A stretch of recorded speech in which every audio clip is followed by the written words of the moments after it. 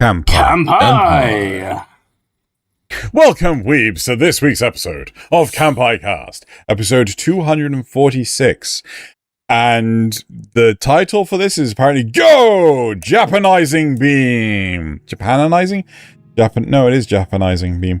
Yep, so today we're going to be doing something that we haven't done since episode 44, so basically 200 episodes later, where we're going to be looking at Western style shows and productions, and how could they be adapted for anime. It's literally that meme where you take something and then you fire the Japanizing beam at it and you see what it would look like afterwards.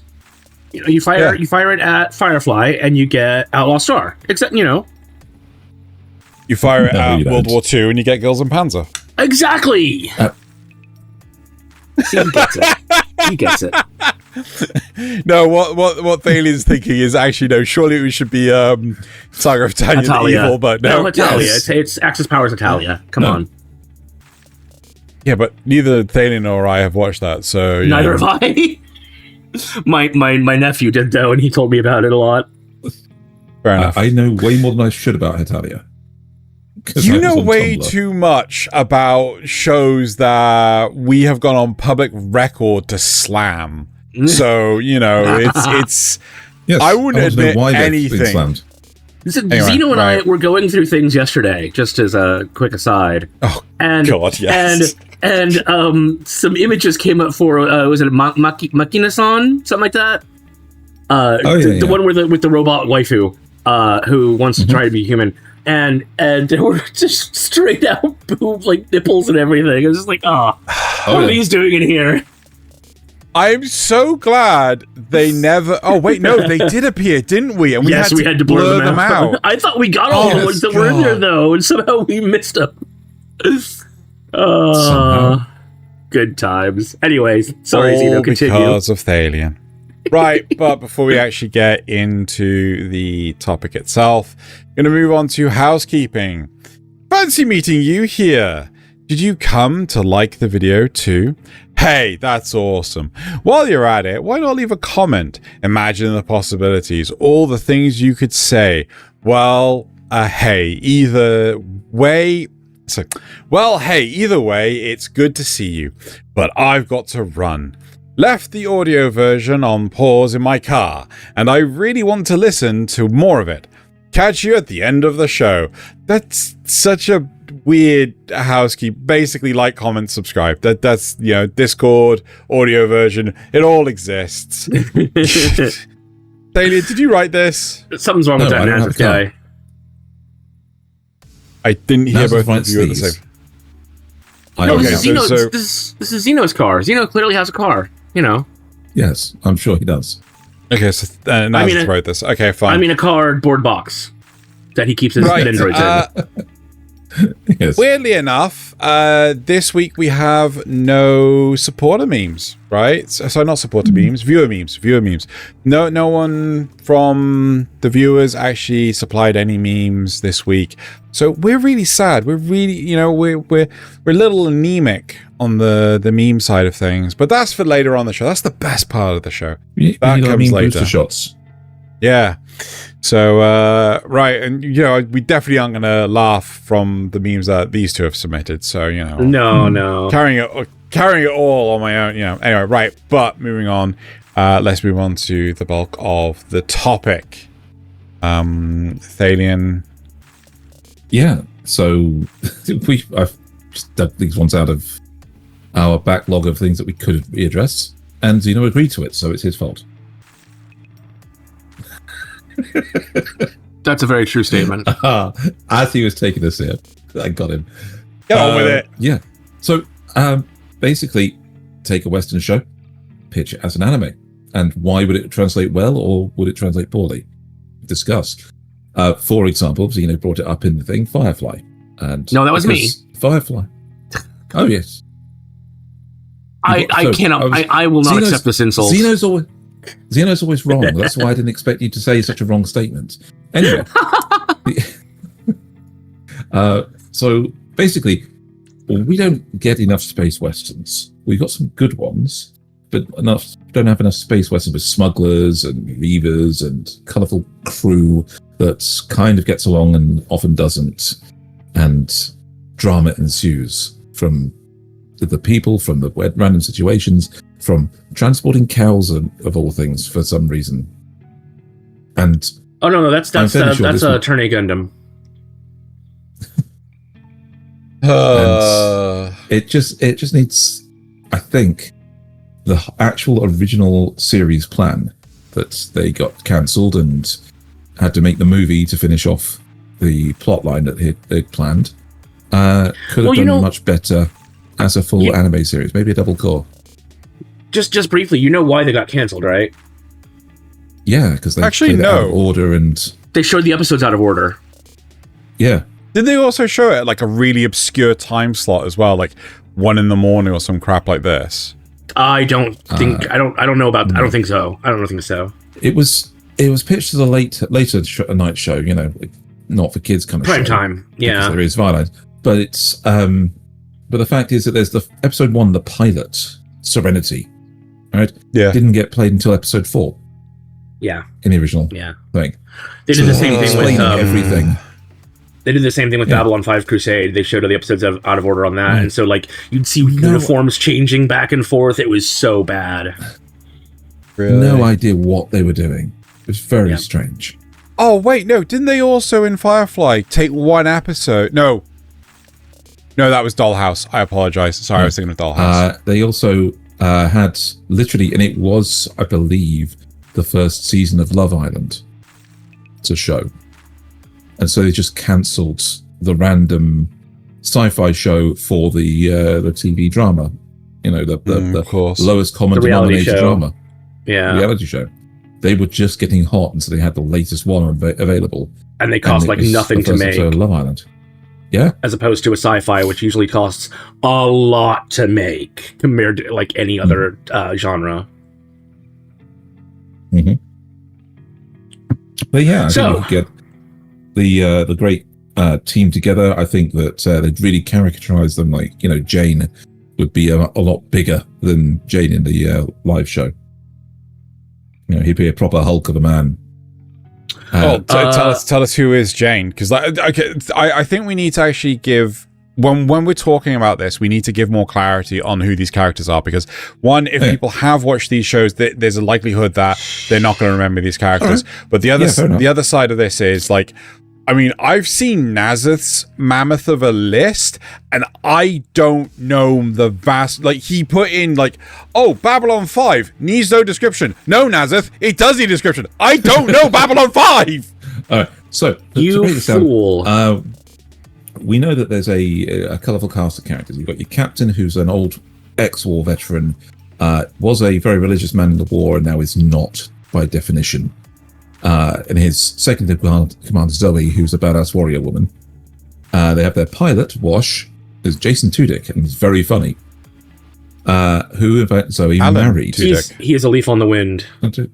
He is a leaf on the wind. You said, yeah. And he likes dinosaurs. Jane Cobb. Jane Cobb is the muscle of the team. He's not very smart, but he will name his guns, and he's very reliable in a fight. He's played by a Baldwin brother, a Baldwin son? Yes. Yeah, brother? I don't know. Like that. I think he's Adam Baldwin. Brothers. Yes. No, I think, isn't he the unrelated one? There's a Baldwin that's not related to the... doesn't matter. And then they also have their mechanic, Kaylee, who is this absolute lovable dork of a girl that just is obsessed with mechanisms and making ships fly. She's a smile in a jar and will always... it is Adam Baldwin. Yeah. So... Not related to Alec Baldwin or the other famous Baldwin brother. Wow. Yeah. He's the unrelated Baldwin. Well done, Zeno. Well, good memory. So, we also have the passengers they pick up that just become part of the crew, with the Shepherd Book, who has a mysterious past that gives him an identity card that can actually get him access to government facilities for some reason. They have Inara, who is a registered companion and the potential and will they won't they love interest of Captain Mal. Their doctor is Simon Tam, who is a refugee from the government because he broke his little sister, River, out of some government facility where they were experimenting on her brain. His little sister, Melfina. Yes, his little sister, Melfina, who is basically good at everything. And through the show, it's revealed that she's actually had her brain played with to remove some limits that allow her basically to feel other people's stuff. She's like either an empath or a telepath or a psychic, whatever you want to call it, and can read things that are not in her own head. And the government wants her because top government officials viewed her when she was in training, and she basically read top secret government information out their brain. So she's on the run from the government along with her brother. And they just drift around, similar to the Cowboy Bebop style of drifting, where they go from one planet to another, picking up jobs, some legitimate, some crime, and get involved in adventures. Like, they want to get a deal, so some local broker doesn't have a good enough contact, and so Mal and Kaylee attend a ball to get in contact with him directly, which unfortunately results in Mal ending up in a duel with some posh noble with swords over Inara, who was there as a companion to the guy. It is great sci-fi fun, but with this kind of retro futuristic look thing to it, where everything is Wild West, everything is colonization, and there's this mix of American and Chinese because those are the two biggest populations that made it into this new area of space. So I feel that not Atlas Star, sorry, because I'm looking right at it. I feel Firefly has a lot of potential with the show. The plot writing realistically didn't get enough time to truly get off the ground. Yeah. No. But at the same time, I think the chemistry between the characters was so strong that one of my biggest off-puts when it comes to a lot of Western stuff is the over-dramatization of the narrative, right? Like, part of the reason that I didn't put shows like The Rookie or House MD or stuff like that on my list is because I feel they get way too over-dramatic, and it's just like, I like these shows, but like, the drama's ruining it. Like, life is not this dramatic. Can we please tone it the F down, right? And the thing is that people watch. I know I'm interrupting. The thing is that people watch TV because they want to get away from real life. So even if it's supposed to be a quote unquote realistic show, they still want it to be over the top and something that you wouldn't normally see. So it's more exciting. See, I asked this question because, like, I on a minor tangent, I'm actually going to reset the backgrounds. On a minor tangent, I watched partway through the first episode of Chainsmoking Cat, I can't remember exactly. And I had to put it down because it is disgusting, right? To me, a large question comes from, why are we trying to glorify smoking? Why are we trying to say smoking is fashionable or anything like that? And the hilarious thing is, this show does the exact opposite. It does everything in its power to not make smoking fashionable. Yeah, right. It's a disgusting. It's all the bad sides of smoking. Yeah, very much so. And can I tell a story about when I was still a smoker? A really, really bad 2-pack a day smoker. I still have relevance to the dramatization, but I do want you to do your first story. Yeah, your story first. Okay, so there was one point where I couldn't afford any cigarettes, and I had a bunch of butts, and so All the butts still had a little bit of tobacco that had been previously smoked at the very bottom of it, and so I was so desperate for smoke, I went through all those, got as much good tobacco as I could, and rolled it up and smoked it, and it was awful. It was the worst thing I've ever tasted, I did it because I needed that nicotine hit. You did the black tar dog end. That's what you did.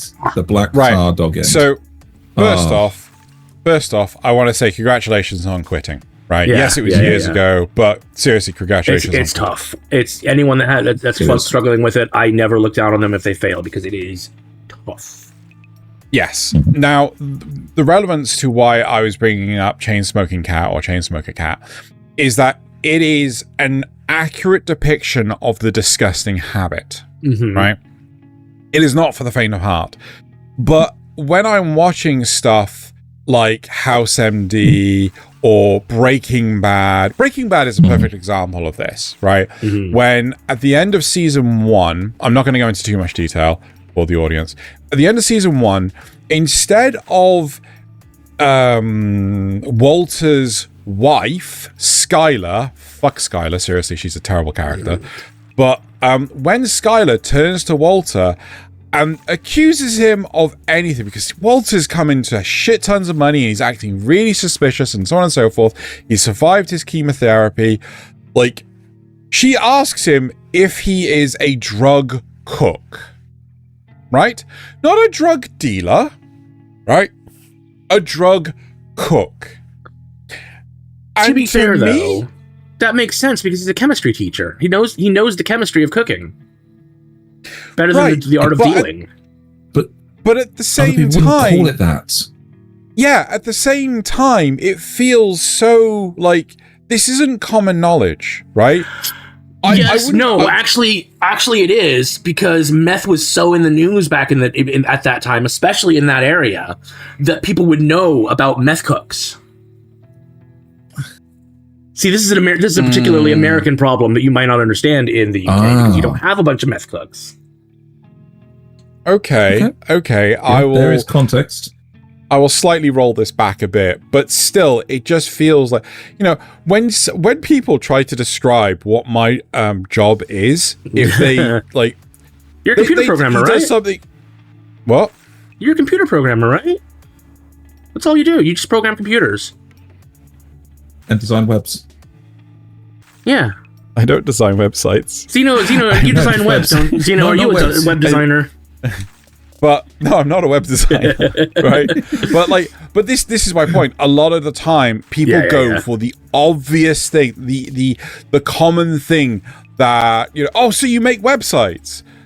Yeah. No, I don't. But more often than not, I just roll with it and say, yes, sure, I make websites, right? Because I don't want to spend God knows how long trying to explain the granular detail of what it is I actually do, because they're not going to fucking want to remember. They're just going to yeah, sure, whatever. Point of order. Yeah. I'm looking at a website you designed right now. That's true. Wait, which are you looking at, Tiamat? No, he's looking at the weekly schedule. It's not designed. I didn't design shit. Okay. It's badly designed. But you designed it. One would argue not designed. Anyway, that's besides the point. The whole point is, when it comes to shows like House MD, like The Rookie, like Breaking Bad, it just feels like they're constantly trying to push, like True Blood. Dear God, True Blood. They're just constantly trying to push the dial to 11. And at some point in time, my ability to just believe it dies. And I'm like, this is ridiculous. This is just... See, I don't see that being a thing with Firefly, though. No, I agree. Yeah. And that's why I'm saying it's a good pick. That's why I think it could work, because the circumstances, when they get serious and dramatic, they react the way that people would react in that situation. Yeah. You can see the character build up if you've watched it in the right order. American broadcasters. No, if you're watching the right order, you see where the characters come from, how they're reacting, and why each one is, going to make the choices they make. Yeah. And I think one of the really good ones was the the episode where they were drifting, a part in the engine failed, and they'd chosen a course to avoid everything. And so, basically, if they were nowhere near anybody to help them, and they played it in this fantastic mix of instant drama with like Mal falling to the floor next to the part that he'd just got in the cold, empty ship, and then going back to the past where he first opened the doors, and had his first moments with the ship with Zoe and the guy that was selling it. And but that a lot of that is framing and cinematography and things like that. Yeah, so it was so beautifully done. I feel the way it was actually combined, and you can see where they even pick a great bit of storytelling in that vein, where the quote you hear at the start, "Yep, she's a good ship. Treat her right, she'll last you all your life," right? And the salesman's not even talking about Serenity. He's actually talking about a completely different ship. And Mal then looks off into the distance and sees the Firefly ship and goes for that one instead. Okay, we've been on this one for like 20 odd minutes. I know that we flip-flopped around quite a lot, but like Nasuth, this explains the thing. So let's get into the actual before pitch. Oh god, what is his name?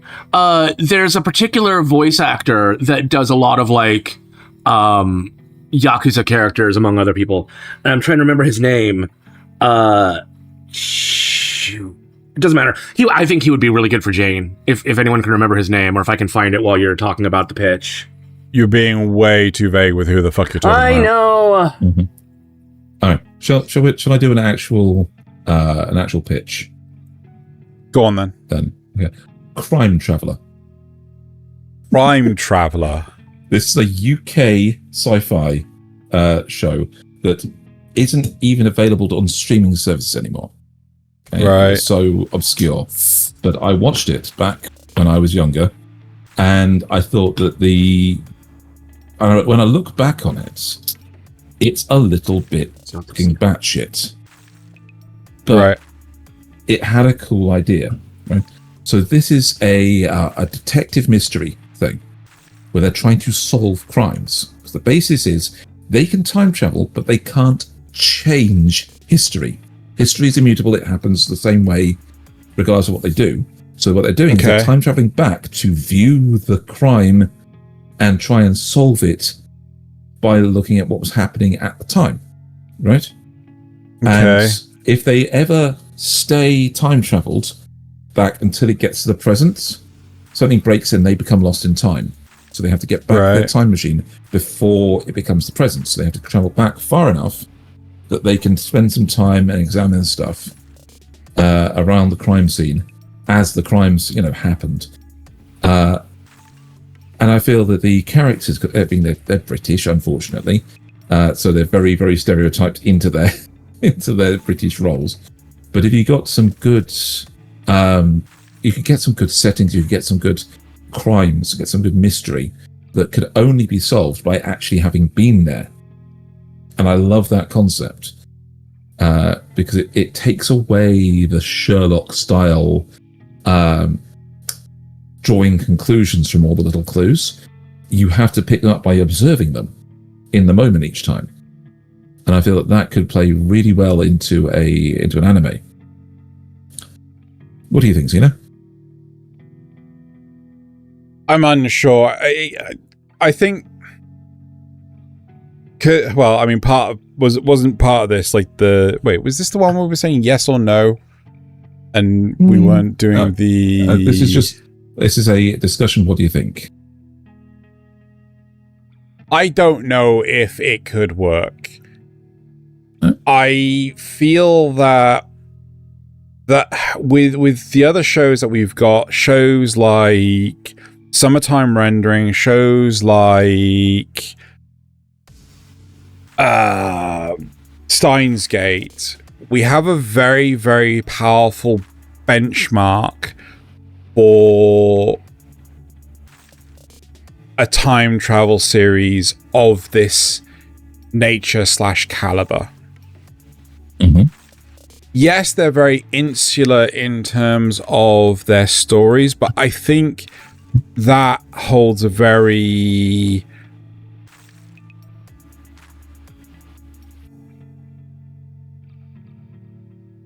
It allows the audience to get super invested in what they're doing.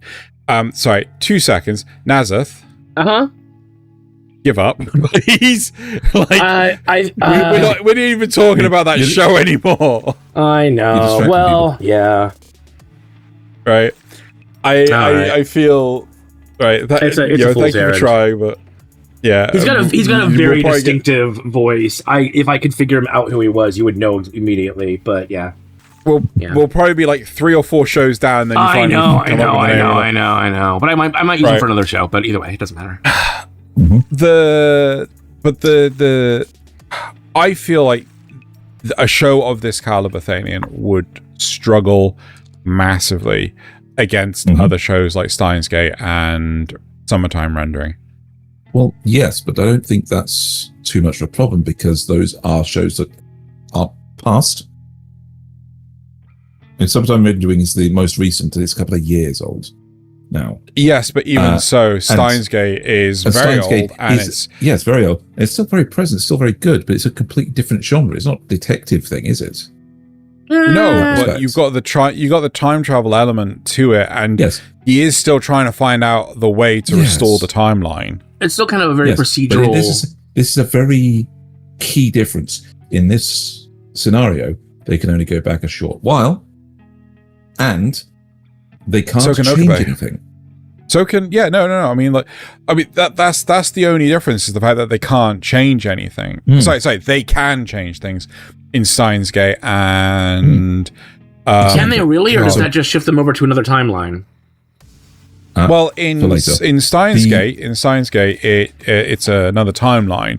See, there you go. In Summertime Rendering, it's a singular timeline, right?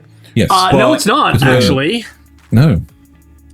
In Summertime Rendering, it's not a singular timeline? No. I thought it was. Nope. He picks a different world line. Well, what? He literally picks a different timeline. That's the ability that the eye gives him is to choose which timeline he wants to insert himself into. Mm-hmm. Doesn't know how to do it at first, but he does choose it eventually. No, he's never able to choose it. I mean, not consciously able to choose it. Right. That feels very much like a singular. Anyway, the thing is, I feel that having an actual detective show where they actually follow people doing actual detective work at scenes that they know there's going to be a crime. Wait, isn't this Link Click? This actually exists. This is Link Click. Nobody's ever watched that. What the fuck is Link Click? Yeah, so Link Click, if I remember correctly, and I could have sworn, yeah, there it is. That's a Chinese. Oh, that's why, because there's a donghua. Yeah, so it's a Chinese donghua. Senior doesn't like Chinese stuff. He would never watch Link Click. No, I haven't. Right? What if you two watched it and reviewed it? Okay. Right, but the whole point is that this is with photos, and they go back in time, they observe and experience the whole crime and everything, and they report back stuff. Right. This exists. Okay. Hang on. When was this created? Approximately 9 years after Crime Travelers. And? First season was 2021. Crime Travelers. What?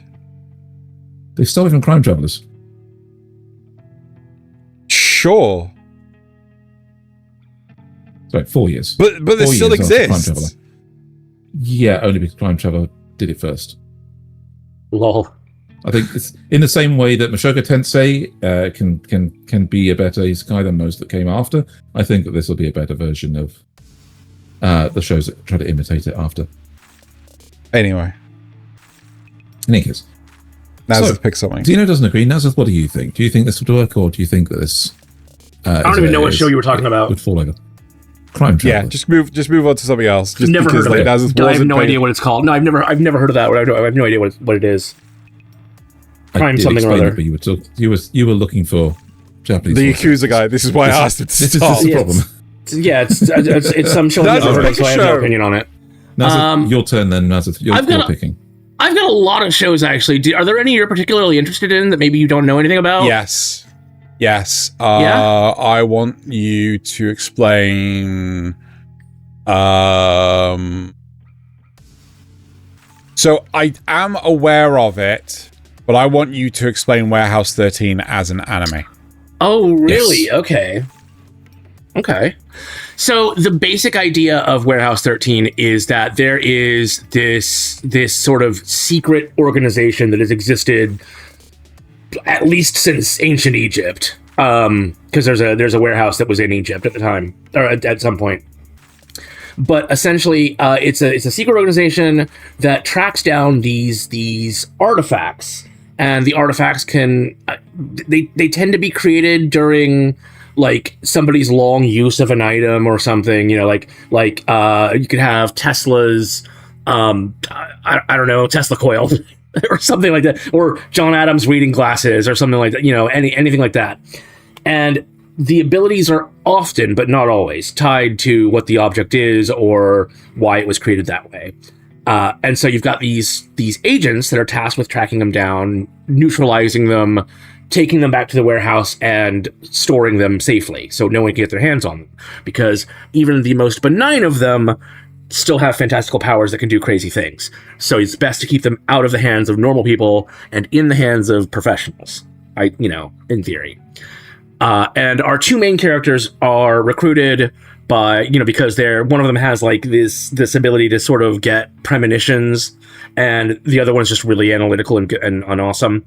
So they put them together and they get sent out to track these things down. Often hilarity ensues because it's sort of a comedy drama. I'm not sure what would actually make a good anime for it, but I get the feeling it really would. It's got that kind of zany interaction between the two main characters where they're almost like brother and sister in how they behave. There are quirky characters like Artie, the guy in charge, or Miss what is her name? I don't know. Oh, it's the woman who's actually in charge and is like connected to the warehouse mentally. Do you mind if I quickly look up the characters? Go on. So this show gives me a very like SCP vibe. Kinda, yeah. But not to the same degree, only because with the items of power and things like that from SCP these are ordinary mundane items that become like super powered, and the powers that they have are not affiliated in any way, shape or form with what the item exists for. I think like yes and no. Like Lewis Carroll's mirror has Alice trapped in it, but Alice is actually an evil entity. No. The SCP items. Oh yes, yeah. Right. Yeah. But with Warehouse 13, exactly that, like they are carrying forward the purpose of the item, but to its extreme, right? Yeah. Yes. So, yeah. And again, the character interactions, the fact that Miss Frederick is mysterious and can just kind of appear and disappear at will and says these weird cryptic things, that's a very anime type of character to me. Yeah, no, I give you that. I would quite like to see something of this nature. I can't think of anything. There's got to be some kind of anime detective show where they're tracking down like cursed objects or something. Well, there's lots of cursed object shows. That's not JJK. Is that cursed? What are you thinking? Cursed object shows wise, Thaylien? I wasn't paying attention. I was looking up Japanese voice actors. But, No. What was that one?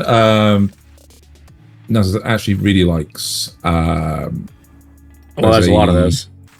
It's like some other ones want to do or something that the main character literally is seeking out objects that have souls in a kind of a yokai situation. Malevolent Spirits Mononogatari. Mononogatari, that's why Malevolent Spirits Mononogatari. That actually exists. But the characters have more powers themselves. They don't draw as much from like the historical nature of the cursed objects. They're just cursed by similar things from the yokai thing, where it just enough usages create a spirit of that object, rather than the tying it in with the historical artifacts. Although I think there is one where they actually there's an anime where they literally bring back, isn't Fate, where they bring back the actual characters as objects, the actual people, historical figures as objects of power. I'm trying to remember what that one was. Really? Yeah.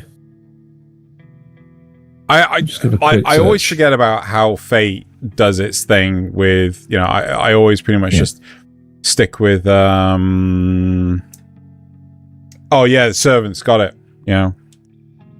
Mushishi? I've never watched Mushishi, so I couldn't tell you. That's more like spirits and things like that. It says spirits rather than literal artifacts, but still the same sort of dealing with things that science can't explain. Yeah. So it's Nobunagan. It's a sci-fi anime where historical figures channel the spirits of their ancestors to fight alien monsters. They manifest as weapons directly inspired by the historical figure's life or legacy. Oh, okay. So, for example, the main character channels Oda Nobunaga as a massive machine gun. What? Yeah. So there's what's this called? Manifest weapons. Nobunagun, like gun. Nagun. Yeah, Nobunagun. Because it's Nobunaga's gun. Nobunagan. Yeah. Yes. Well, I mean, he wouldn't have a gun. He was a samurai, so. Yeah. But how would that manifest as a modern weapon? A samurai would use a machine gun if they could. No, but I thought that was the whole point. In fact, they did frequently use rifles because they were around at that time. I didn't think they did. I thought that was like, Tom Cruise taught me that wasn't a real thing. Tom Cruise did teach you that. That's the more traditional side of it. But the samurai and definitely the ninjas wanted to use black powder as weapons for their thing, because they were easily transportable, very deadly over short range, and completely did in fact eliminate the need for a sword duel. They could just shoot somebody if they didn't want to get into a deal with them. For peacekeeping, for patrolling, that was the ideal. But Nobunagan, I can link you to it. There's other ones that they literally wield historical characters as weapons. I feel like I'm going to watch one episode of this, or halfway through the first episode, and then give up the will to live. I don't think it's one that you'll stick to. No. But regardless, I think this is something I would be interested to see as an anime. I just want to see where it kind of goes. Again, I think the characters are already. Yeah. Where instead of having powers themselves, they basically pick up their favorite. Actually, Momo and Gigi in that series. That is almost exactly how the two main detectives act with each other, like brother and sister, but always kind of fighting. And one of them is really happy-go-lucky, and the other one's very serious. And it's I think the characters are already there, so it would be easy to adapt this into an anime. Alrighty. Zeno, I want to know. Unless Zeno has one he wants to do, I want to know about MASH. I don't know why. I didn't even think you'd watched MASH. To be fair, it was either MASH or The Simpsons in my family household, and to be fair, I always lost because my parents never wanted to watch The Simpsons. Of course, yeah. When it comes to MASH as a series, like now that I'm older, I can appreciate it a hell of a lot more. Mm-hmm. The whole idea is that it was during the Korean War. Pretty sure it was the Korean War. I think so, yeah. and we're talking about medical camps where they were dealing with wounded soldiers. I'm pretty sure it was Korean War. Yeah, it was the Korean War. And it had a lot of... It was set during the Korean War, but it was used as an allegory for the Vietnam War, which makes sense. I thought it was. Yeah, I thought it was, right? But the whole premise is that basically you have these doctors on near the front lines. They're having to treat soldiers that in some instances are gravely wounded, trying to patch them back up to either send them home or send them back to the front line. And they're having to deal with the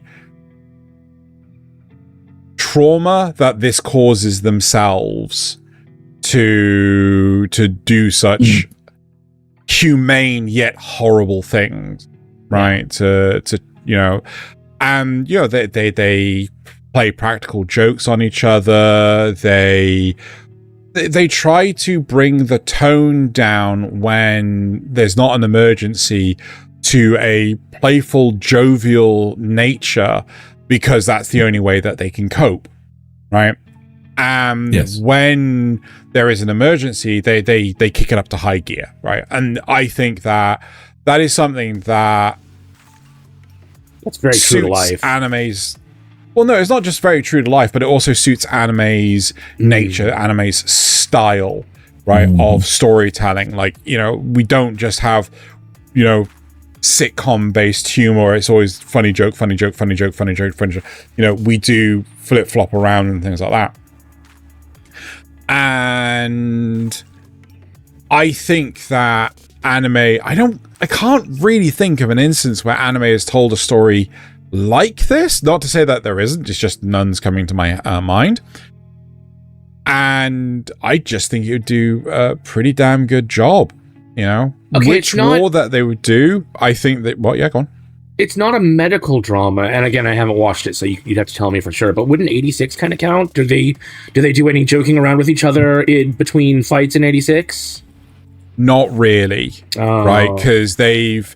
I get where you're coming from with regards to 86, but they've suffered so much trauma in being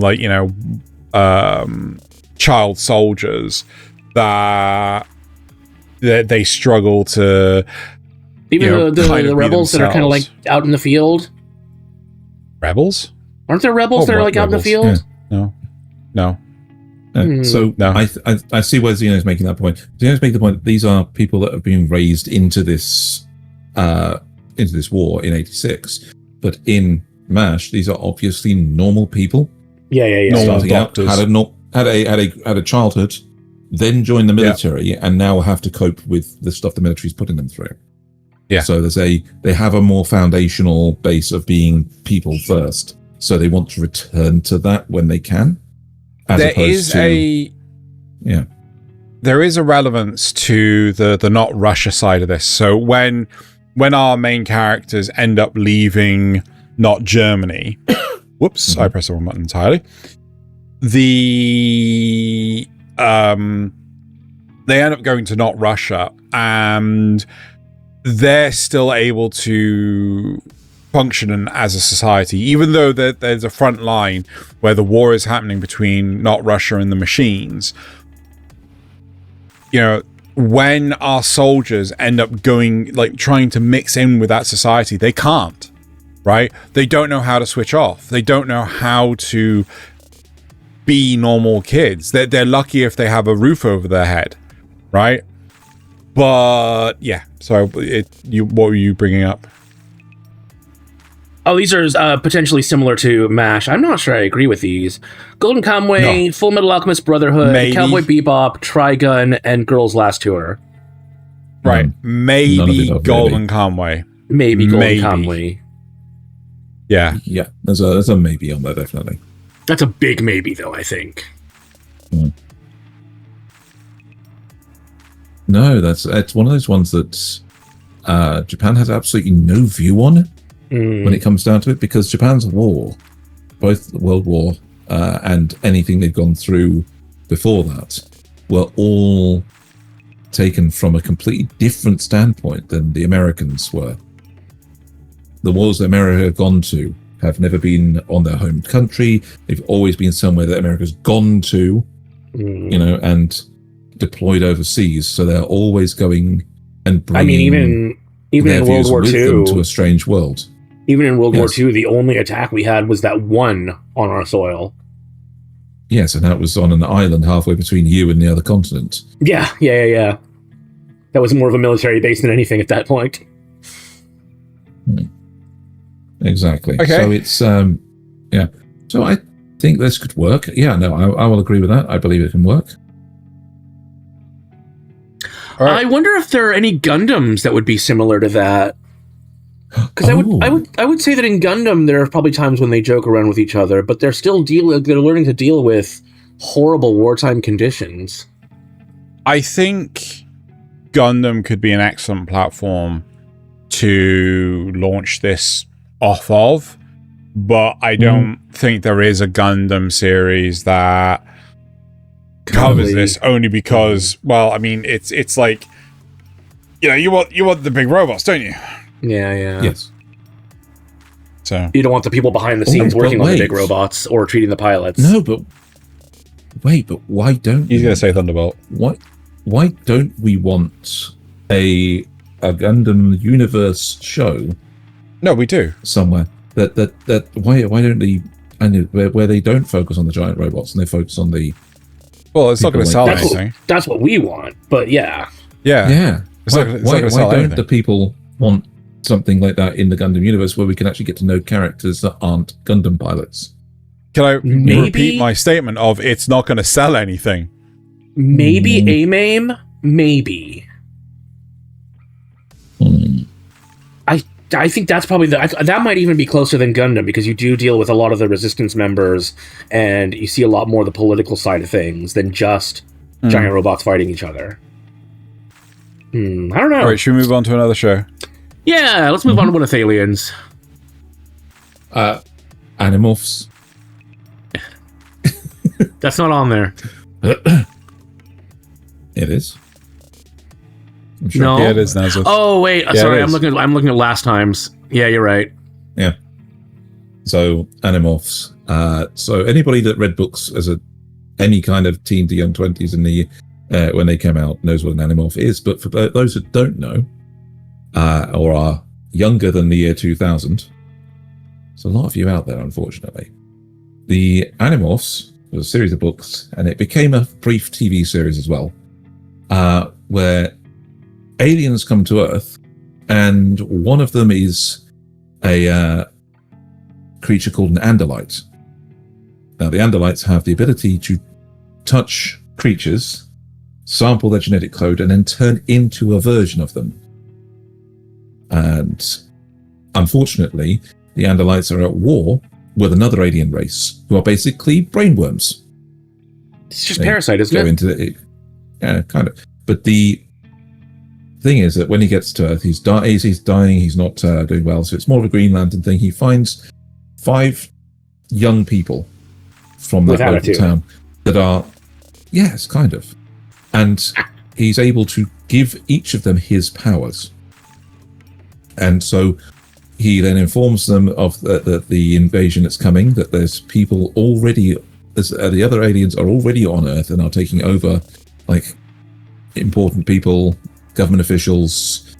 I don't put those two in the same category. And slowly invading the world to take them over. But using this power, they can technically fight back, or at least survive longer. And what ensues in the start of the books is a bunch of small adventures where they go around trying to sample genetic code from animals that they can get access to, so that they can transform into them. And little things like sneaking into the zoo and accidentally falling into the tiger enclosure when he didn't mean to, and the sampling process calms it down. It makes it go still, so he's able to sample it and then escape over the fence again before the tiger gets back up. That kind of silly small-scale adventure. And then eventually they end up taking on the invading alien forces and like trashing ships by getting up there in animal form. There's some interesting rules with the thing where you can't stay transformed for too long, otherwise you're permanently stuck as that animal. And this happens to one of the characters. He's stuck as a hawk. And so when they're able to get access to the technology that gives him transforming powers again, instead of him transforming back into a human, he basically gains the powers to transform from a hawk to anything else. And he's mostly a hawk, and he can transform into other animals from there, which makes him a rather intriguing character. Can he talk? Yes, mind to mind. When other people are transformed, he can talk to them mentally, psychically. But he can't talk to them when they're human. So to talk to him, they have to transform into another animal. So when they're using the powers, they gain the ability to talk telepathically. That's a really obscure limitation. I know. But it's like saying, can somebody talk to you when you're not using your mobile phone? If they're trying to call you, from their mobile phone, if you're not using it, would you be able to talk to them if you didn't pick up the phone and use technology? Okay, so are you telling me that the hawk can't understand? Right, but are you trying to tell me that the hawk can't understand what's being said by the human character? Being said, but he can't talk back unless they can hear him on the same technology.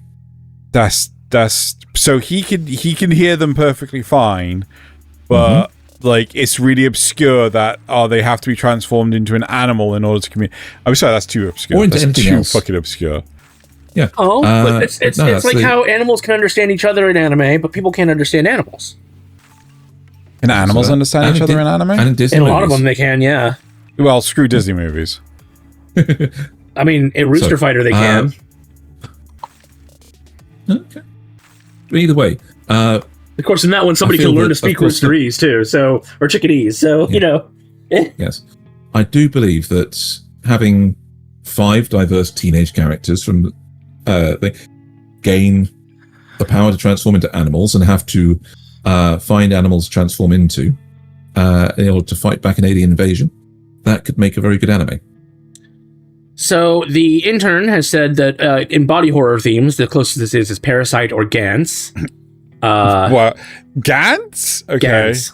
That's a bit of body horror going on in there. Close in Resistance, Attack on Titan, or Shinseki Yori, which I've never heard of, from the New World. And then in terms of transformation, Knights of Sidonia or Terra for Mars. I don't know. Terra for Mars, I'll give you. Terra for Mars, I think, could potentially be the closest correlation with Animorphs. Yeah. Except they don't form half animal hybrids, they form the actual animals. Yeah. I think this sounds like any sort of transformation shonen, really.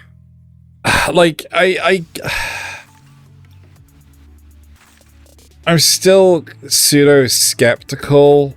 I mean, part of my problem is if I get the gist of Animorphs, they're all school kids. Yeah, yes. So this sounds like any transformation shonen. Yeah, Naz got it correct. It could. Sorry, I was agreeing with you. Yeah, you go. I was agreeing with you. You carry on. Well, I think this could work. It'd definitely be targeted for a younger audience than I. Oh, sure, but then so is Animorphs. Yeah. Animorphs has never really appealed to me, so I'm probably the worst person to speak on behalf of this. So yeah. Nasuth, what's your take on this? I think I've already given mine. It just sounds like any transformation shonen. Yeah, but do you think it could work? as a show? I never really watched Animorphs, so I couldn't really tell you 100%. But I think, again, given the sheer number of transformations shown in that there are, I think it could work. I just like the way that they can transform into many different things, not just the one thing. Yeah. And they have to actually have that contact with that animal first. So, things like an ant, easy. Hawk, less so. Tiger really was tricky. Gorilla. And they can all transfer into similar things. So if they wanted to, they could run around as a pack of wolves. Did they transform based on the thing that the other one transforms into? No. Late. I know. But that could be a rule shifted for the anime. Where one of Why are all these kids in the gorilla enclosure? That was a question. Why are all these kids in the zoo? And they had to escape. Anyway. I did like one particular twist that I thought was very anime. Turns out that the leader of the alien invading force, the one that's specifically invading Earth, is actually the mother of one of the main characters, because she's a local government official. Right. Nasuth, pick a show. Talk about it. Well, since we're probably not going to be able to talk about too many more shows, given how long we've already been recording, I'm going to pick Brisco County Jr. The Adventures of Brisco County Jr. Now, have either of you ever seen this one? No. Nope. Really? That is sad. I definitely haven't. So this is actually a Bruce Campbell, I believe it's also Sam Raimi, joint. Bruce plays the son of a famous Western lawman named Brisco County. He is Brisco County Jr. He kind of hated his dad because his dad was always running out on the family to go capture some, criminal or another. But when his father dies to the hands of a criminal named John Bly, Bruce Campbell decides, well, I've got to go catch the guy now. It's my duty as his son to finish what he started. And thus begins a long and interesting adventure set in late 1800s California, or like mid 1800s California. I think it's late 1800s because it's after the Civil War, and it's after the Gold Rush, which came before the Civil War. So it's right around the turn of the century. We're starting to see some, Brisco wants to find the next big thing while he's on this quest to get his father's killer. And as such, we run into some really quirky characters. We run into his, so he gets hired by some robber barons to hunt down John Bly. Yes, Zeno. You haven't specified I don't think you've specified the genre. Is this a Western? Kind of. Yeah. Okay. Yeah, a little bit. Please continue. He meets some interesting characters along the way, so he's hired by some robber barons, and so in order to make sure that he doesn't do anything too over the line, they saddle him with a lawyer named something Poole, Nicodemus Poole. Either way, he's a very quirky character. He's played by a guy whose name I can't remember, but was in a lot of stuff, including Boston Legal. He played the character that had a mental breakdown in that one. Very nervous, very, bookish. So when he has to go out on adventures, he's always kind of the scared one. But he's funny. He's really funny. He also runs into another bounty hunter called Lord Bowler, who is kind of inept, but also funny and has a really, really good heart. You find out a lot about him as they go on. He tries to put across this very tough, gruff exterior, but when underneath, he's actually got a really good heart. There's a recurring character who is a mad genius inventor, who works with some German women who have made their own women-only colony in America. But because they're German, they're incredible craftsmen. And so he works together with them to make a rocket bike. Not kidding. And then, of course, John Bly, it turns out, I'm going to spoil this because it's like 30 years old or something. John Bly is actually from the future and escaped back here to the past to try and find an object known as the Orb, which can gift people incredible powers if they use it. In fact, some Chinese slaves who come across it get the power to break their chains and wander away. So, it can do amazing things. But if John Bly gets a hold of it, as somebody from the future who knows how to use it, he'll take over the past and do horrible things to the future. So in stopping John Bly, Brisco also gets some help from people from the future who tell him things like, I can't tell you exactly what to do, but I can tell you to go here and be ready for this. It even like meets himself at one point. It's really fun. And I forgot about Dixie Cousins. Dixie Cousins, his perpetual love interest who comes and goes, who is a burlesque dancer, but also a really, really badass fighter too, which she needs to be. So just based on this cast of characters and this setting of like Western but not, I think this could make an amazing anime. I'm not gonna lie. I have struggled to understand a lot of what you've just said. I cannot think of much in terms of similarity between this and an existing show. Oh god, I wish I could show you a trailer. Maybe something like Copcraft. No, say that like, too zany for Copcraft. It's way too comedic for Copcraft. I think this could work as a show. Oh, yeah, the other one is JoJo's Bizarre Adventure Steel Ball Run. No. This speaks to me the same way that a lot of samurai movies play off the Western tropes. It's like the Westerns play off samurai movies and samurai movies play off Westerns. So I think that this would probably work in that respect of the way that they play those. A stoic kind of Ronin character off on a thing of revenge for his father. So we've seen the similar kind of vein, but not in the West. I've never seen Gunnock Sword, but apparently it's a perfect match. Practically builds an homage, it says. Interesting. Outlaw Star, yeah, I thought about Outlaw Star, but not space. Can't be space Western, but no. Yeah. So the idea of a Western done with that, because there are so many similarities between the Western gunslinger and the Ronin warrior theme. Just cultural detail differences. Especially the whole honor for his father, tracking down his killer, etc. Yeah. So when you see something like, yes, it's silly, but Samurai Champloo, that kind of the thematic thing of going on a journey with the same kind of people, but in this case with 6 shooters and riding horses through the West instead of swords at your hip and rolling battles through the streets. I think this would definitely work because it's the same story, just different visual theming.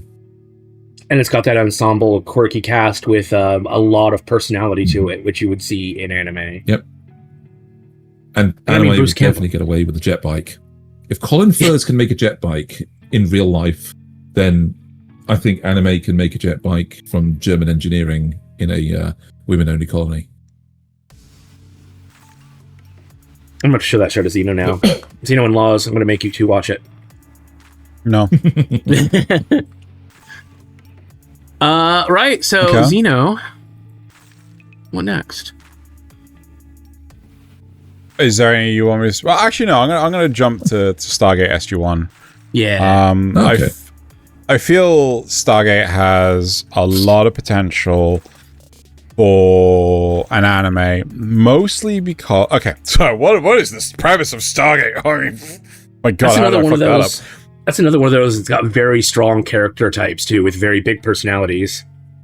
Yes. So first off, the Stargate is a special device that allows you to connect from planet to planet across the galaxy. My space desire... phone.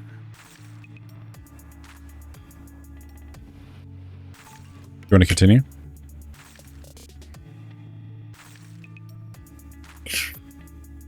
You done? Yeah, for now. The idea is that you can connect... The kids these days don't even know what a rotary phone is. No, but Xeno does, and that's why it's annoying. I'd stopped. Nasuth, be nice to him now. Kill him. I'm going to kill a pair of them, I swear to God. Right. the whole point is that you can connect planet to planet. I'm saying let's connect isekai to isekai, right? Let's actually have a mix of Gate and what was the other isekai I thought That's just combatants must be dispatched. Come on. No, because the combatants must be dispatched. They can't bring him back, right?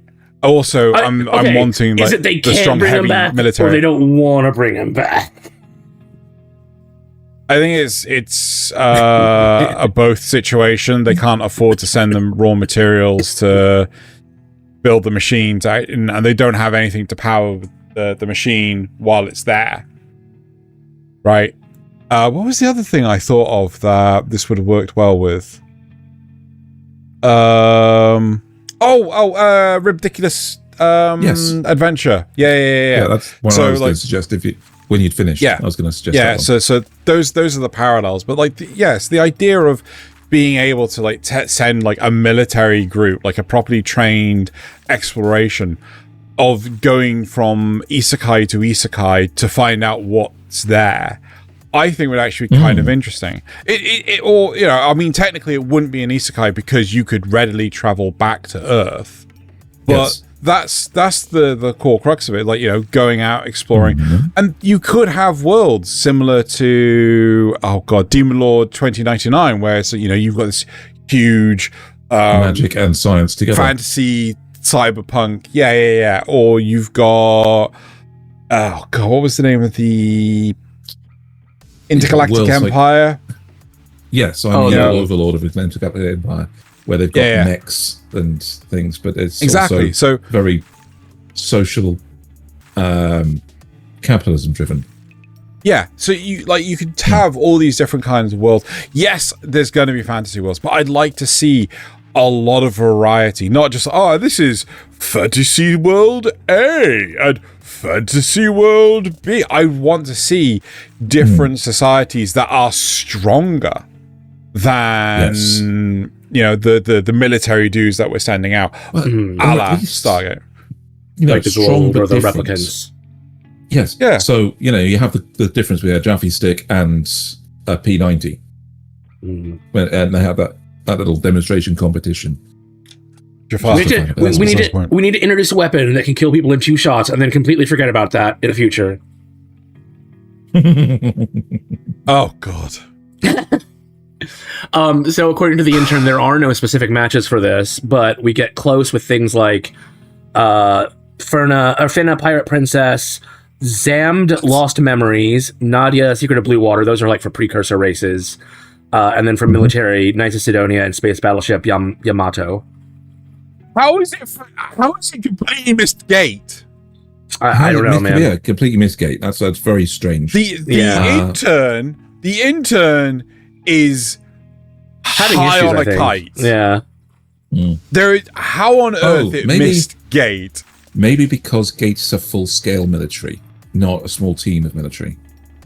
But even so, I'm pretty sure Space Battleship Yamato's a full scale military. Plus, SG1 is full-scale military as well. They just send out scout groups. Small teams. Yeah. Scout teams. Yeah. Yes. They don't make full military bases with tanks. I think it's trying to limit to just 2 or 3 options, and so maybe I need to tell it to give me more than just 2 or 3. I think the intern is just...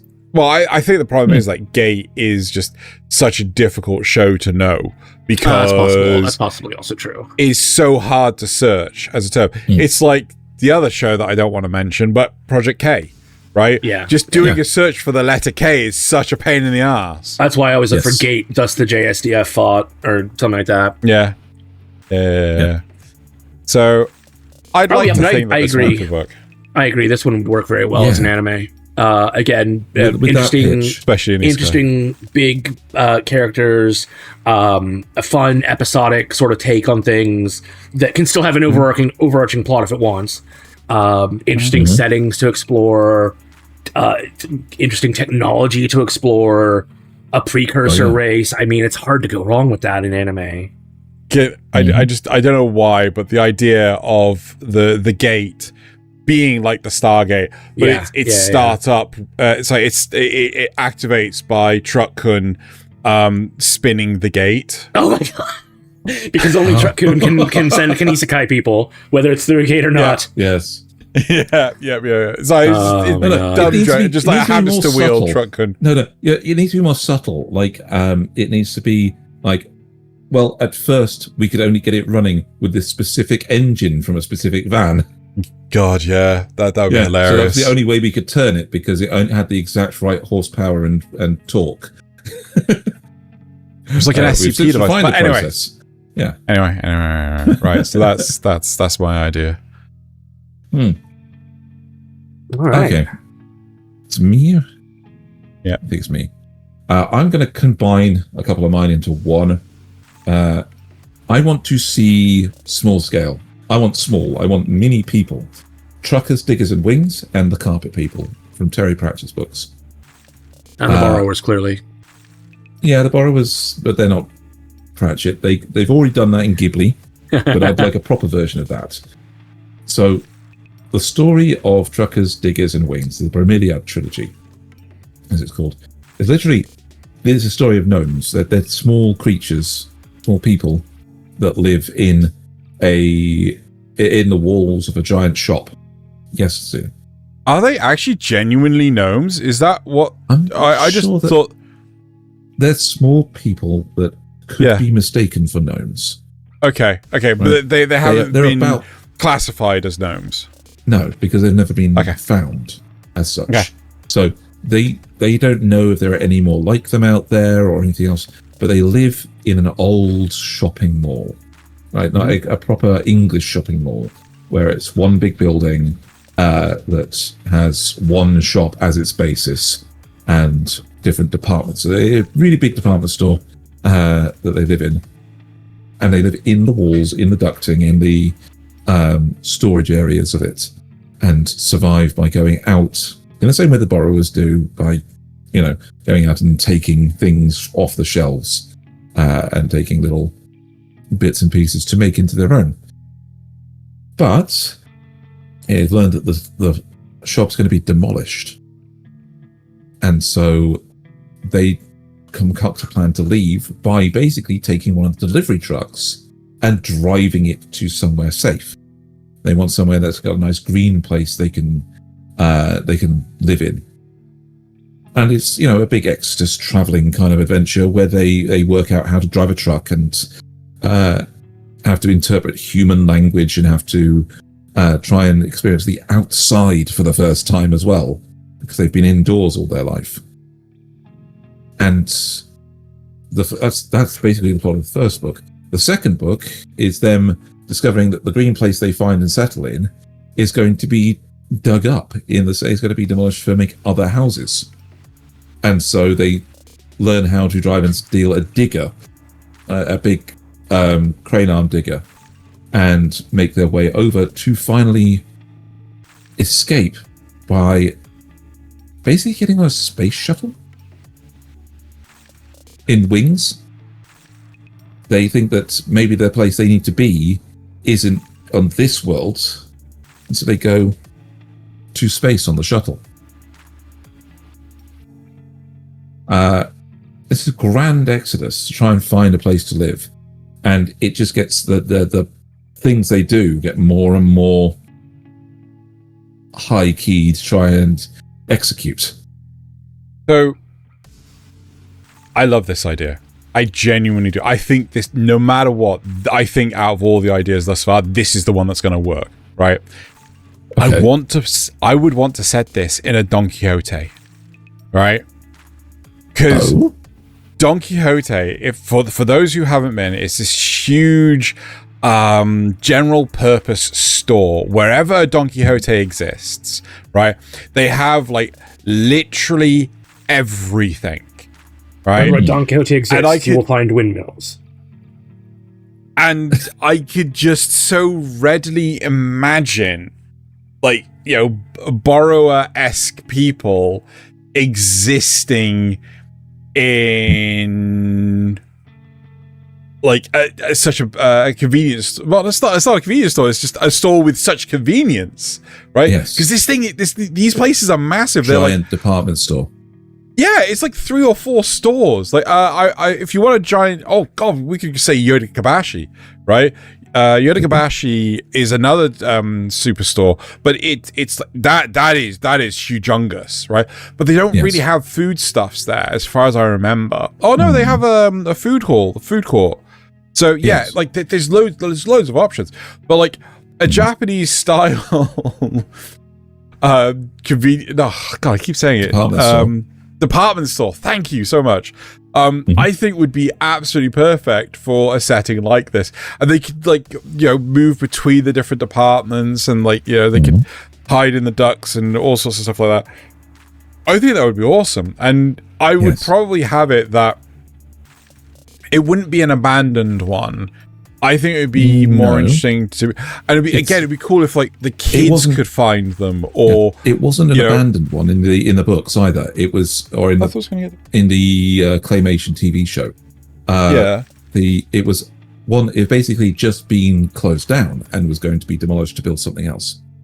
So it was only closed down literally right at as the inciting incident for adventure. Right. So it was still in use until they decided to close. Okay. Yes. I mean, like I kind of feel like most department stores or shopping malls or whatever, they get closed down due to lack of foot traffic and things like that. So, or maybe they're building another one opposite, and it's going to be more convenient. That kind of stuff. Yeah. So I think this would work really, really well. I can't really think of anything similar. Do you want to see what the intern said? From the Arrietty movie. Huh? Do you want to see what the intern said? Go on then. Yeah, go for it. I told it to give me a list of 10 this time rather than just leave it alone. Arrietty, Lapita, Nil's Mysterious Journey, Nazca, the Valley of the Wind. I don't think I agree with that one. No.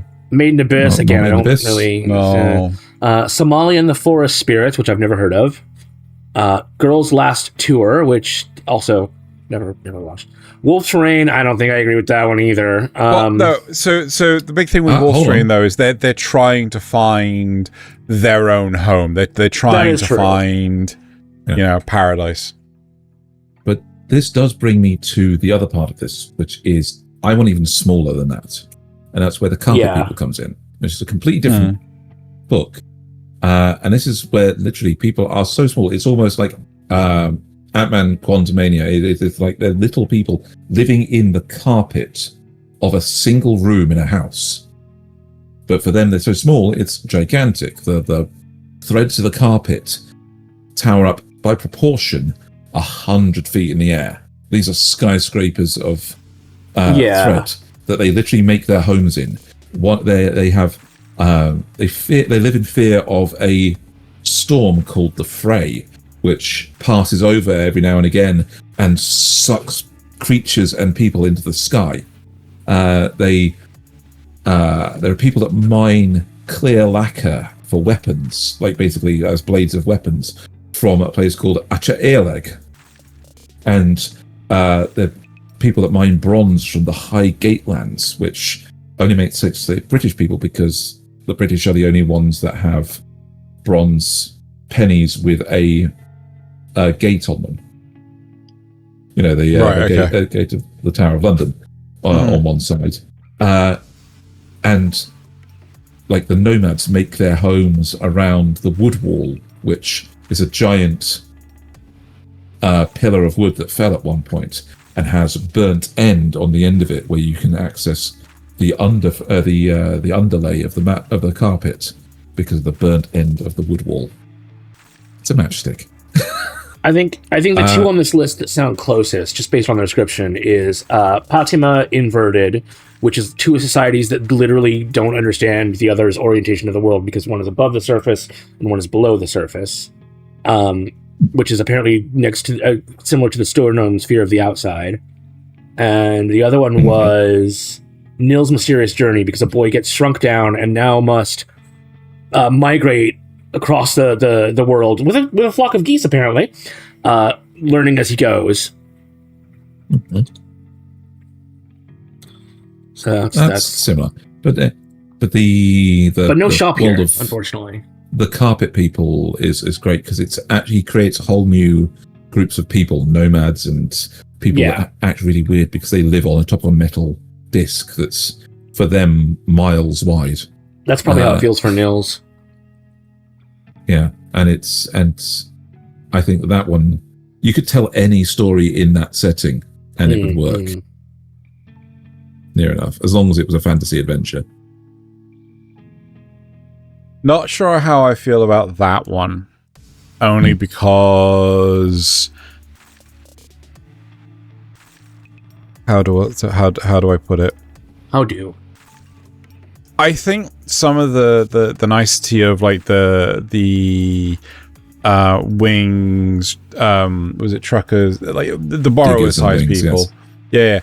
Yeah. It is primarily the fact that they could be discovered, but when you got was it carpenters? I can't remember. You know, the carpet people. Yeah. Yeah, it feels too small, and I think kind of the separation between our realm and theirs is just too grand. I have to put this to you. You know, what if they didn't call it the carpet people, and it was just what seemed to be a fantasy series at first, in this strange world where they're surrounded by what look like 100-foot trees in a forest. And it's only once they start seeing things that are slightly familiar, like I suppose if you deliver it like that, the battle cry of the Highgate lands, you see this giant wall of metal. You go out there. The battle cry of their warriors is on e pe ni, or 1 penny. It's only when you actually hear it. Yeah. I think it could carry some weight and things, but I would probably get to the point of, well, what was the value of doing this then? Like, what was the point of making them so microscopic that, like, it kind of feels like something, like it was Earth all along, you know. Ragnar Crimson did that, and you know, I hated that kind of thing. What's the value of doing that? It was Earth all along. Ragnar Crimson didn't do that. Didn't I thought it did. No. I think you're thinking of I'm Quitting Heroing. Oh, well, there is that one. That one definitely does it. Yeah. But I thought no. Ragnar had loads of military weapons and jeeps and shit like that. But it's not Earth. That was just the past of this world, of that world. Okay. Right. Okay. Either way. But if it's a case of, but it's a different world, sure. But if it's like, that's a penny from the UK. Like, again, I remember the first episode of Ancient Magus Bride where they put the patterning of our bus seats or train seats on the mode. Like, only someone from the UK would truly appreciate that. But at the same time, it's like, you know, what's the value of doing something like that? Well, I mean, for Ancient Magus Bride, it's the value of like being respectful for living in the UK, or of it being set in the UK. With this sort of show, like, what does it truly bring as value? And if it's a simple case of like not really anything, I'd argue why bother doing it at all? I don't know. I think you can get you flipped me on that one. I think you can get I think the idea of looking at things from a different perspective is still a good one, though. I disagree. Mm-hmm. Well, no, I do like the idea of the small people that could be picked up, you know, just seen and observed by anyone. I think is a fantastic idea. But when you're at that scale, you're not going to see them. Like you can't possibly, because there's the, like, you know, what if a kid sees it? What if a senior citizen sees them? It's like, oh, I remember when I was but a child, and you know, it's, again, maybe they could come from the old style Japanese like sweet shops and arcades and things, and go to, again, a Yodogabashi or Don Quixote and things like that. I mean, that's my only food for thought. So, just an update for people who watch Xeno streaming, he will be playing Burgling Gnomes next week. No, I won't. Right, go on, Nasuth. Well, I think I'm going to have to do a historical drama. given that I love me some historical dramas. And while I have two on here, one of them is Zorro. The other one is Kingdoms. So while I could go for Zorro would be a really good one, I think, to adapt. I am instead going to go for Kingdoms because I think Kingdoms is a more interesting idea in how it works. But Kingdoms... okay, but is this not the same Kingdoms that is already getting an anime and like is on 7 seasons? No, that's Kingdom. I apologize. Continue. Hey, I'd rather check than not. Yeah, so I get it. There is that similarity in the name, but no, that's a very different shows. Yeah. So Kingdoms is sort of an alternate history, or sort of an alternate modern day setting where the United States has had a civil war and has split into 3 different countries. I can't remember what all of them are called. Doesn't matter. The point is that this is a very thinly veiled story of David and Saul and the 3 kingdoms of Judea, of Israel. Okay. And it's really interesting how it plays out because they don't really make it. It doesn't really feel like it, but when you look at it, so like closer it is. You've got King Saul, who is the leader of one of these nations, and he's having some trouble on the military front. And this young soldier named David somehow has a victory against a goddamn tank, and which is Goliath. It's David and Goliath, right? And so he starts getting promoted through the ranks because Saul's like, this will be good for my PR. I'll use this kid to my advantage, and thus I will keep my kingdom. Now, unfortunately, this show only got 1 season, which is a real goddamn shame. Unfortunately? Unfortunately. Why would that be good? A kid fights a tank and wins. Yeah, David and Goliath. Yeah. No, I get the parallel. How the fuck did he beat a tank? It's because they believe in God and they think he is literally blessed by God. But what did he actually do? Oh, God, it's been a while since I've watched it. I'm pretty sure he was able to get around the side of it while other people were distracting it and like shoved an RPG straight down the gun barrel. The turret. The turret, yeah. Okay, I was about to say, like, if he didn't have a fucking anti-tank rifle, like, fuck knows what he did, right? No, an RPG makes sense. Yeah, it was pretty reasonable. Yeah.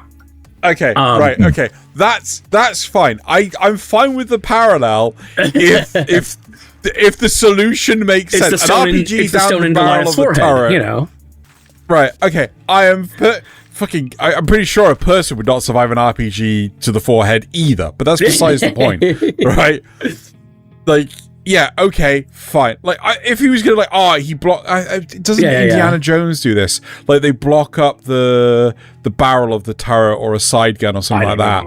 Like, again, like there is stuff like that I can believe to an extent, right? But like. Yeah. I was like, what the hell is this kid going to do to a solid It was a total fluke. Like, they would never be able to replicate this in a million years. It was like just the perfect set of circumstances because God opened that path to him. So then you start getting into some political intrigue. You see how Saul is slowly going crazy because he feels his power slipping away. You see other people trying to use David.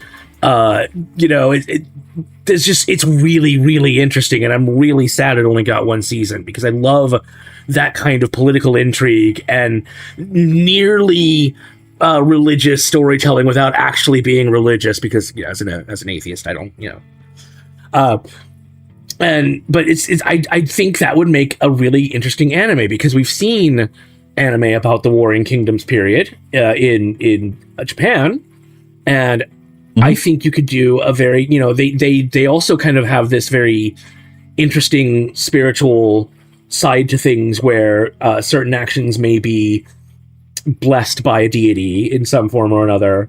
And so I think you could really get, even in Drifters, which I haven't watched, you end up with like people with high technology going against people with low technology. So it's possible for them to take a low technology warring period story and adapt it to modern tech or even future tech.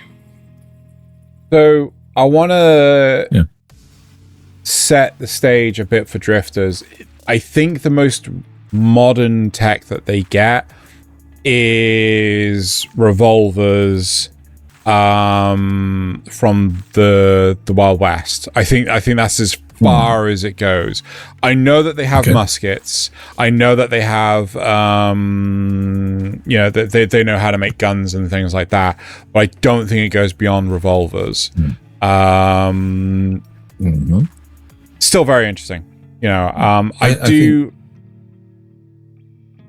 feel that that Evangelion got all of the super hyper pseudo-Christian yes, whereas this could be actually allegories closer out of to the a way real... first. So this would actually be a thought of the Christian-inspired. This is more of an ancient Jewish aspects. story than a Christian one.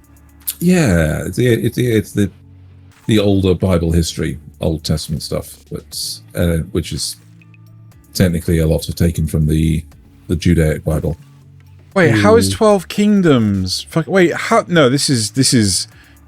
I think. I can see this. This is very similar to David's story. Yeah. It's a fucking isekai, Nasuth. Yeah. That doesn't mean that the actual politics of the world is wrong. Oh, Vinland Saga has a bit of a thing with the young warriors rise through violence and reputation. Yeah. I suppose, yeah. Year of the Dawn, kinda. I should watch it. Who the fuck? I can't fucking pronounce it. No, Underwater Ray Romano. Ray Romano, Ray Romano. Yeah. Anyway, yeah. No, I feel that that could work because we've seen these kind of political war scenarios in other popular anime. Some of them weirdly popular because I don't know why they're getting so many series and seasons that they are, but apparently there's a market for them. So I think that this could work. What are you referring to? Kingdom. The anime kingdoms. Yeah. Fair. Right. I think we're done. Don't you have another one? Doesn't Xeno have another one? Dude, we're past time. it's okay, fine. All right, we're done.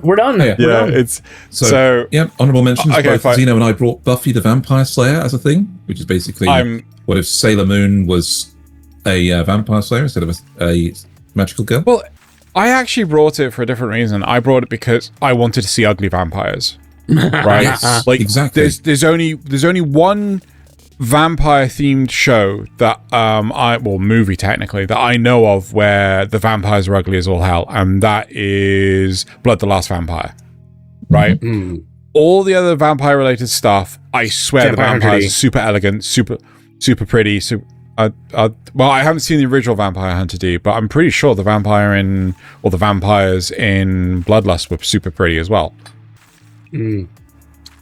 Yeah. Not in so until the moment they weren't. Not in the original. Yeah. We also got things like except for one. There was the one that was really pretty. I couldn't hear you is basically where Earth colonizes the oceans because there's so much more space in there than there is on land. Okay. And so they invent basically a sea police, and a retired veteran is called back to duty to pilot a submarine that he helped design, along with a genetically engineered super soldier, a man with surgically implanted gills, and a doctor who was a telepath. And they have to was 2032 the first one or DSV? Because one of them was better than the other one. Well, the ship is called DSV. It's called the Sequest DSV. So 2032, I think that had to be the sequel series. The one that, it had to be. But what's not to love about some kind of new age mysticism about gods and environmentalism while in a sci-fi submarine? That's just Blue Submarine number 6. Different thoughts. Probably do a good anime of the Narnia books, as long as you're in it as a complete season, like and involve the books that weren't the first 3 for the 30th time. Nasuth might agree with me on Redwall. Never watched it, but the book was good. Never the book, yeah. So if you've read the books, they're better than the TV because the animation completely failed on the TV. Of course, yeah. So an actual good version of that Mortal Engines, which we've seen as a movie that came out, and it did okay, except it broke the plot at the back half of the movie. So I'd like to see a proper faithful go through of the books on that one. Never. Dungeons and Dragons, the cartoon series. Come on, those guys were hilarious. I think you could easily translate the characters into he's not wrong. Anime characters. He's not wrong. And fucking was it Records of Lodoss? Like I've tried to watch that like so many fucking times, and it's just like for the TikTok brain. Don't understand. No, fuck off, TikTok brain, Mister. I haven't watched fucking Free Ren or Delicious in Dungeon, but I have watched Records of Ragnarok, or Record of Lodoss War. Fucking wow. I was about to say, fucking wow. You. Fucking but wow. like I've tried a lot. It's just like I don't understand. Records of Lodoss War feels like Overlord with a bit more plot. I did like Xeno's thought of Lost in Space. Which one, though? The original or the movie? I'd say... No, the remake series, you idiot. Oh, the remake series. Yeah. Right. So the whole premise is, like, literally, you know, just your Swiss Family Robinson gets trapped in... Kind of, yeah. It's almost like your SG1 version. It's like combatants will be dispatched. You know, they're stuck on another planet. Anyway, but it's just the whole premise of like, you know, people trying to survive on an alien world, but Swiss Family Robinson style. So, you know, not Lord of the Flies style. With a robot who may or may not be evil. Robot's not evil. And not the movie version where we had weird spiders. I was fine with the movie. I liked the movie. The movie was all right. It's an okay movie. Yeah. It was just made out like a really long episode. And well, they probably thought they were going to get more fucking movies, and they just didn't. Meanwhile, I brought a ton the remake of them. series is really good. Yeah, you fucking did. I brought an absolute fuck ton of shows. 7 days where they can go back in time 7 days to fix disasters. Babylon 5, which is Babylon 5, wonderful 5-season space drama. Well, 4-season space drama and a 5th season that was okay. Still doesn't explain what the fucking thing is. It's a space drama. Don't worry about it.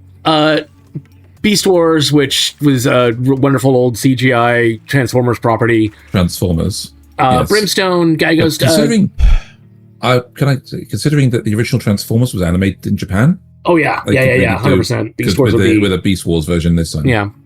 And I think they'll be able to... I think it would look better in anime than it did in terrible CGI. Oh, God, yes. I think claymation would look better than the CGI from that one. Falling Skies, where aliens attack and they basically remake the Revolutionary War sort of layout with people with their guerrilla fighting groups. Invisible Man, where a guy has to a guy on like death row gets a chance to stay alive as long as he undergoes this operation to implant a gland into his head. They can let him go invisible. Just to highlight, prisoner, thief. Death row, right? Not he's like a terminally ill patient. Yeah. Just want to highlight that one. Just a thief. Sliders, where it's kind of like your Gate idea, where they can dial up. It's like your Stargate idea, except for they can't control it. They're just going place to place, trying to find their way home. Mm-hmm.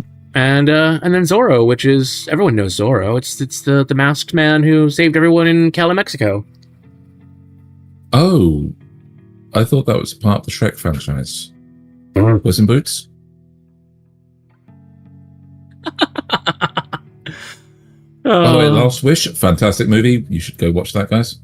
I think the only other two that I want to highlight, honorable mention, 30 Rock. I think it'd just be great to have... That'd be a silly show, yeah. Zenshu, but actually based in a animation studio in Japan, as opposed to... Isn't that Welcome to the NHK? Well, no. Welcome to the NHK is like closet neat. Well, not closet neat. What's the term? Yeah, he's someone that's he's stuck inside. He's stuck in doors all the time. He doesn't want. He's agoraphobic. But agoraphobic, yes. Yeah, but he wants to prove that he's high functioning and everything, and he tries to make a video game. Oh, I thought it was actually working at the NHK. Okay. No. It's, and what was the other one I wanted to... Dead Like Me. Right? So Dead Like Me is a comedy series that unfortunately flopped. It was so funny. It's dark humor. The whole idea is that you've got people that occasionally become reapers that have to go around and help people pass on and things. Most of the time when a soul becomes a reaper, they don't have they struggle to accept it.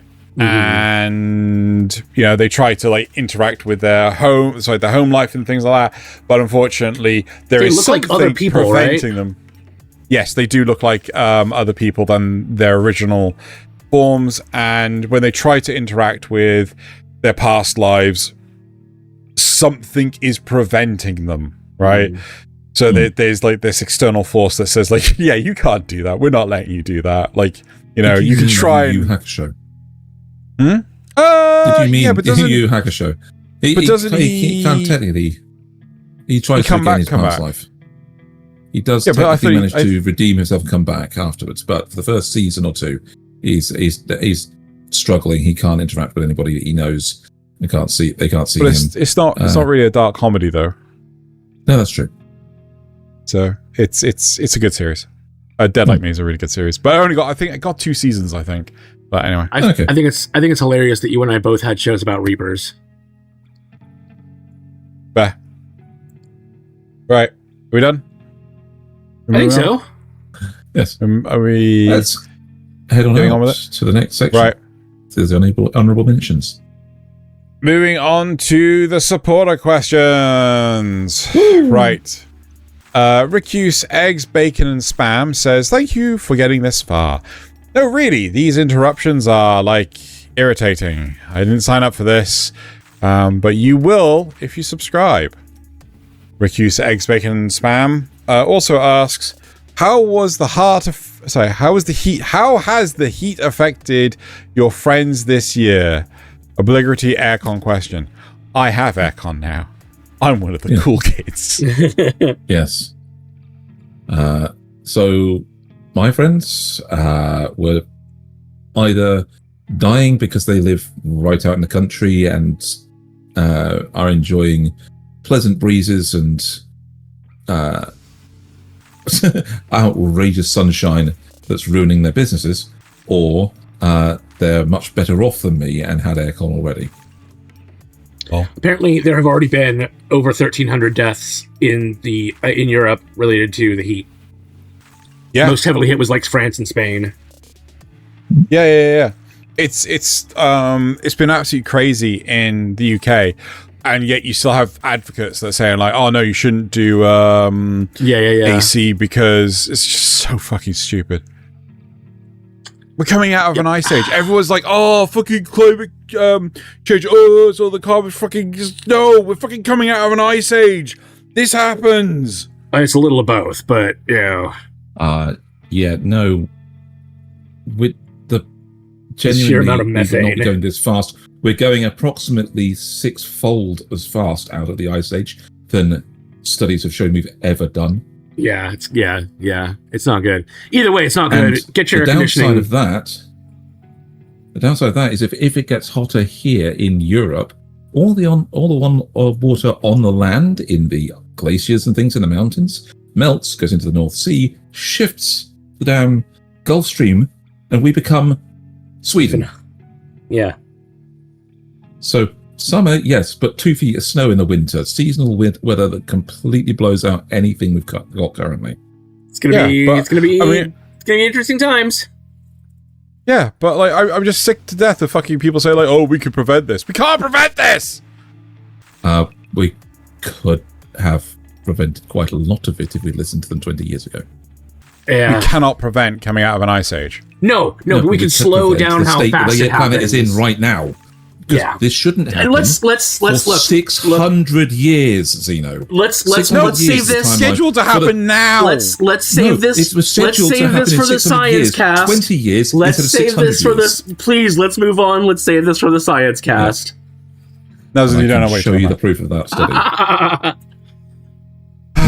Right. Okay. Was this really the comments? This was the only comment we got. Right. Okay. Fine. So comments from the cast. Whoa! You skipped. Whoa! You skipped this supporter question or comment. Well, I mean, we spent so much time on the Yeah. Anyway, Old Country Thaylien asks, did you know that the curse of streaming services strikes again?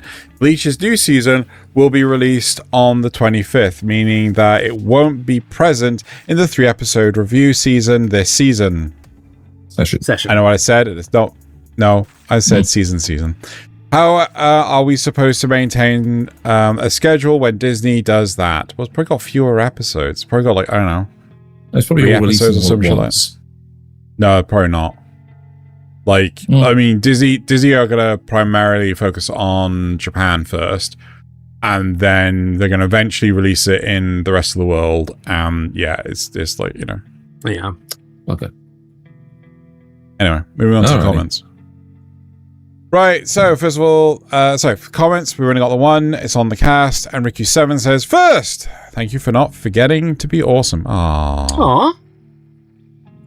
Thank you. I think I forgot to be awesome this week. I'm sorry. Right. Paid by ass this week. Didn't forget to interrupt. Now on to the memes. Yeah. Yes. Now on to the memes. We don't have any viewer memes this week, so please come to the Discord and drop your viewer memes in the viewer meme submission channel so we can have viewer memes to review next week. I love reviewing the viewer memes. They make me happy. All right. Up first, moving right into my memes. So I heard they've been calling you Marlboro Makima. Never call me that again, Timu Higuruma.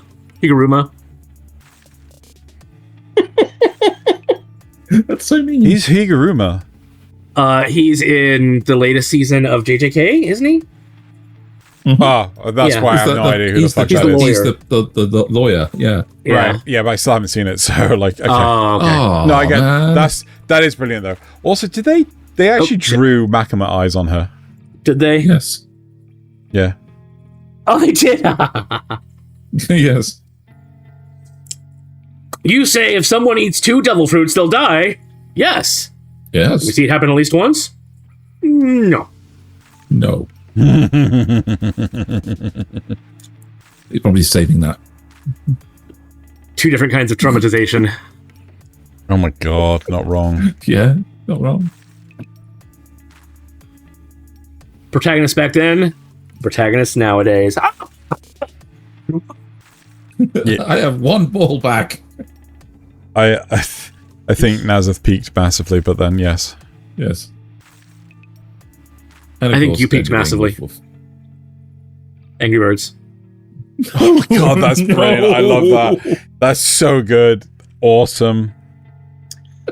And my last one's a video.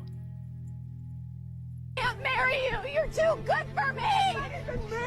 You are too nice to me. I'll be less nice. Your gifts are too specific. I'll get you a gift card. I'm sorry. I never meant to not hurt you. It's the money. You make too much money. I'll quit my job. I'll do hip hop. No. I can't do it. I can't. My mom likes you too much.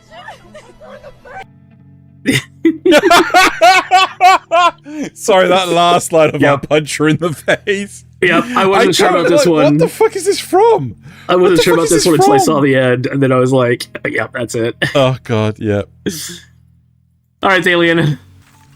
What horrific things do you have? The classic photo. Could you please stop doing that to civilians, Makima? Oh my god. There's an actual photo of that from the thing for the UN soldier, literally uninvolved in peace. Yeah. Oh god. Nintendo and Sony owning physical games. And so began the great pirate era. Yep. Oh Not my kidding. god! I started watching Evangelion. I have a genuine existential crisis. I start watching Darling in the Franxx. Wait, I start watching Darling in the Franxx?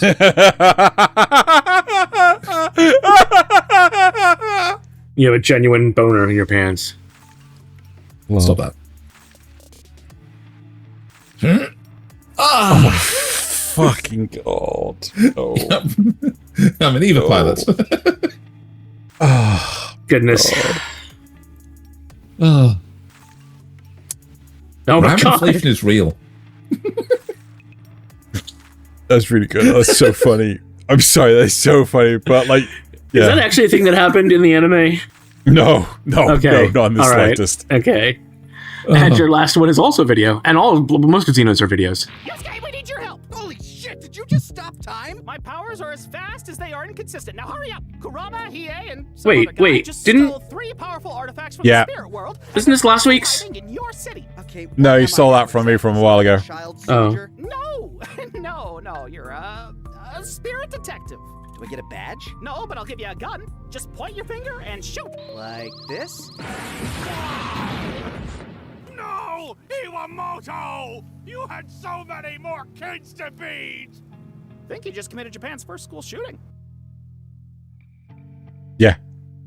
No, I did that one a few weeks ago. Aliens, for shame. Really? No, it's still funny. Still Yeah, funny. I thought it was Alright. the other Yu Yu Hakusho one you did. I've done a few. Oh, okay. I must have. All right, here we go. Go. On to Xeno's many video memes. Sounds rough, Ollie. Do you have an umbrella? Have one! Where is it? Inside out 2 miles away! Is there anything we can do for you? Bring me some soup! What kind? Chunky! That's pretty good. That's pretty good. It is pretty good. Savannah, I need this. Oh, yeah, these guys You again. need one more toy. Well, it's not a toy, though, is it? It's a blow key, okay? It's a beautiful, well-structured, crafted representation A of... blow key. That sounds a little bit dirty.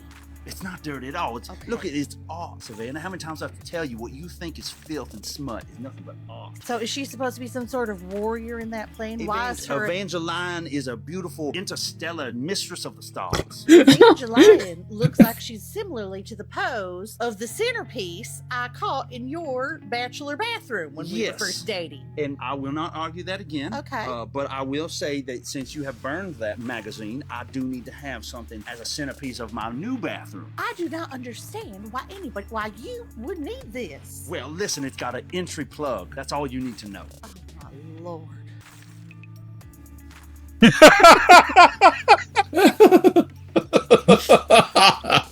Entry plug Nasuth. Oh my god.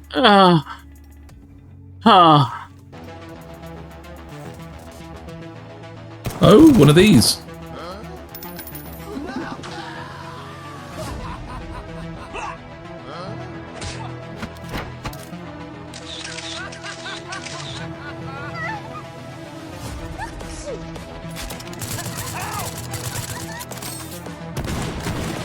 Yeah, basically. Yep.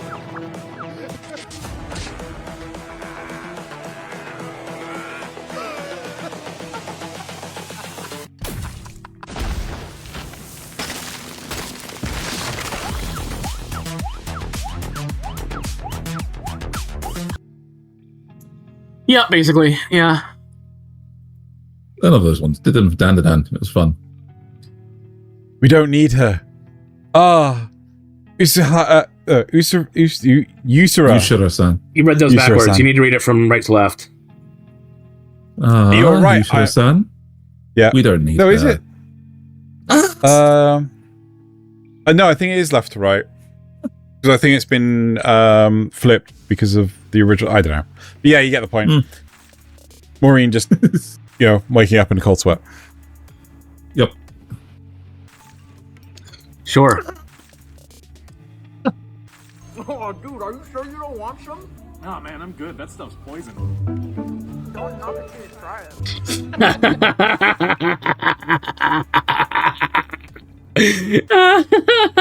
So Maybe I true. should have made that one my last one. And then my last one. You know what? Fine. I'm a strong, independent demon who don't need no henchmen. Imagine my schlong in this form. Oh my god! That is so not accurate. I hate you. It is funny though. It is funny. You don't even know who this character is. No, I don't. I haven't got a fucking clue. Right? They're from Diamond. That's all I know. And I'm like, yeah. Right. Welcome back, Zara. We missed you. Anyway. Right. So that's it for this week. I'm going to... Wait, do I really have to read this? Yes, you do. Yes. Yes, please do. If you don't, I will. Right. Go on then. Next week on Top Gear, Nasuth attempts a glide, Xeno's first time yoga, and Thaylien gets chased off a cliff by genetically engineered cat girls. Wait, what? Yep. Anyway. And on that that's it for this bombshell. week's episode. That's it for this week's episode of Kanpai Cast. Thank you all for watching and or listening. And now it's time to bottoms up and Kanpai. Kanpai. Kanpai? Been betrayed by the cat girls.